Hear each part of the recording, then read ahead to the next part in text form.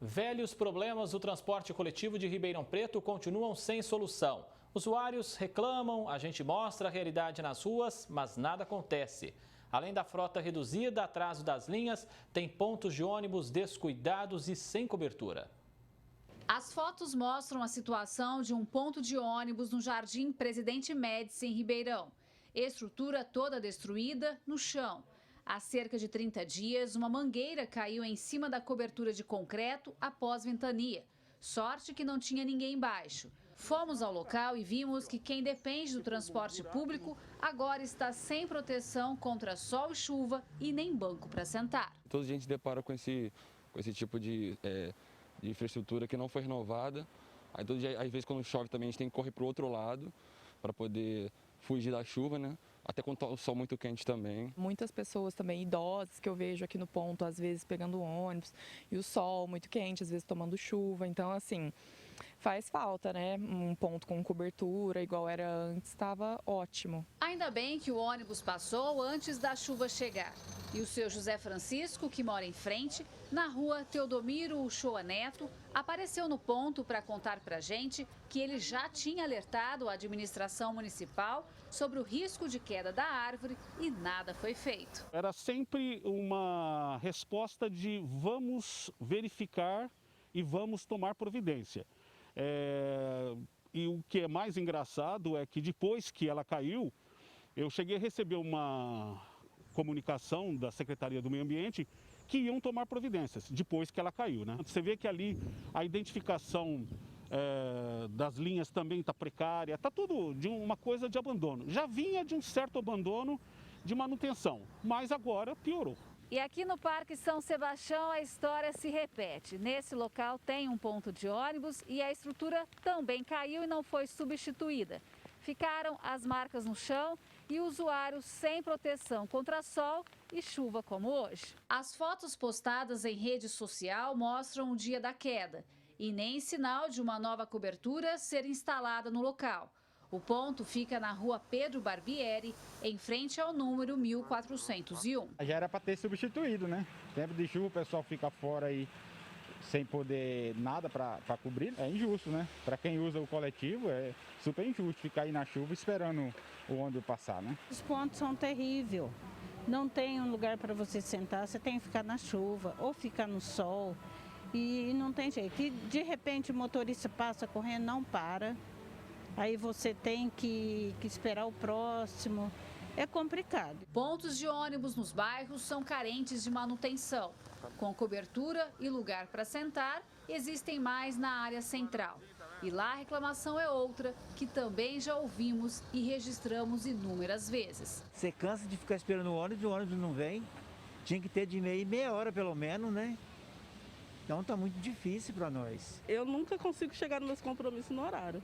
Ele mesmo faz tratamento no HC, nunca chega no horário, sempre atrasado. Está faltando ônibus em vários bairros, né?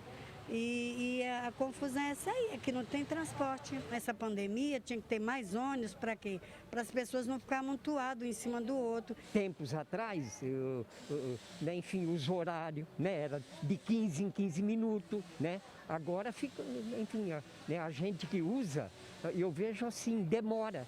Se você precisa estar em algum lugar em tal horário, é muito importante, já avisa que você vai atrasar. Realmente eu continuo a não entender por que a concessionária não faz o mínimo para um conforto ao usuário que paga a tarifa. Você paga por um serviço e não tem o retorno. Gislene Lopes para o Jornal da Clube.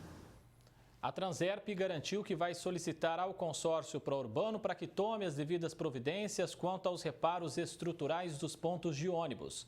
Sobre a reclamação dos usuários em relação à quantidade de coletivo nas ruas, disse que o sistema está operando com 80% da frota nos horários de pico e transportando somente 50% dos passageiros, oferta bem superior à necessidade atual. Já o consórcio Pró-Urbano informou que os pontos de espera danificados serão substituídos imediatamente. Acrescentou que os atrasos das linhas são pontuais por conta das obras e trânsito moroso. Sobre a frota, reafirmou que já esclareceu a Transerp. Agora, ao vivo, Ximene Osório traz mais informações. Ximene?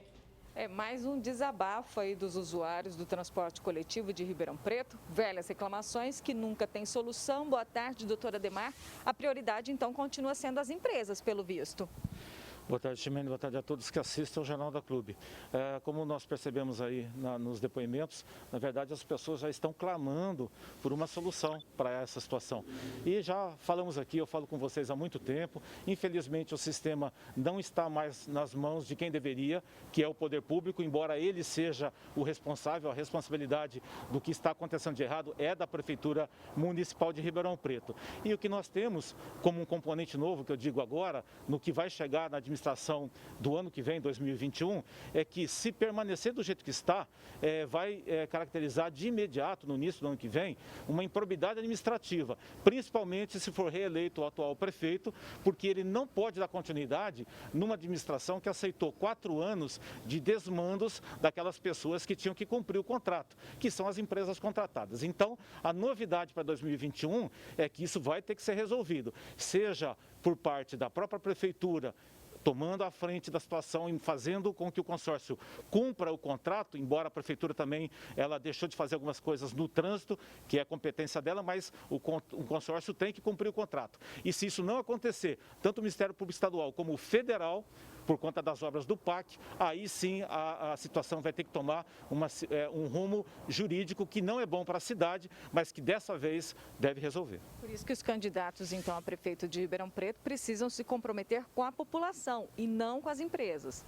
Exatamente, até porque quando nós observamos as propagandas políticas, vamos falar agora dos 2 candidatos, o prefeito ele enaltece as obras do transporte público, dos ônibus, que realmente são bem-vindas pela cidade, porque deve trazer uma melhoria. Porém, veja, quando fala em corredor exclusivo de ônibus, que vai ter um corredor, ele está dizendo que, na verdade, metade do espaço público, onde passa o ônibus, vai ser perdido para o ônibus. Então, vai ter uma diminuição de espaço público. Do outro lado, o outro candidato fala de uma melhoria genérica, não fala como fazer. E, na verdade, os dois têm que ter o compromisso com a população, começando pela boa administração, que é isso que precisa e, por enquanto, a gente não tem.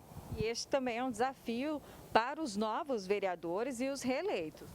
Sim, e eu lembro de novo, a questão dos vereadores, eles vão ser cúmplices se eles não ajudarem a resolver o problema, porque a voz do povo, na verdade, se manifesta pelos vereadores. Eles são nossos representantes. O prefeito, na verdade, é o executor do que é necessário para nós. Então, se os próximos vereadores, sejam os que foram renovados, sejam os que continuaram, se não também de início tentarem resolver essa questão do transporte público, serão coniventes e serão corresponsáveis pelo que acontecer para o usuário. Até porque o serviço não é 100% e a tarifa também não diminui.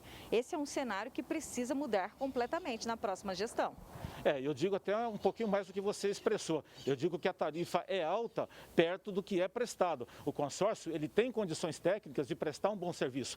Eles sabem disso, os empresários do consórcio sabem. O problema é que muitas vezes tem ingerência política que atrapalha na prestação do serviço. Agora, com o passar do tempo, o descaso permitiu que o próprio consórcio deixasse aquém do que ele pode fazer. Então, o que paga hoje de tarifa está muito além daquilo que é recebido pelo usuário. Isso não pode continuar. E também lembro que o ano que vem até os insumos podem aumentar e a tarifa aumentar. Então tem que resolver o problema bem do usuário. Muito obrigada, Ademar, pela sua participação aqui no Jornal da Clube.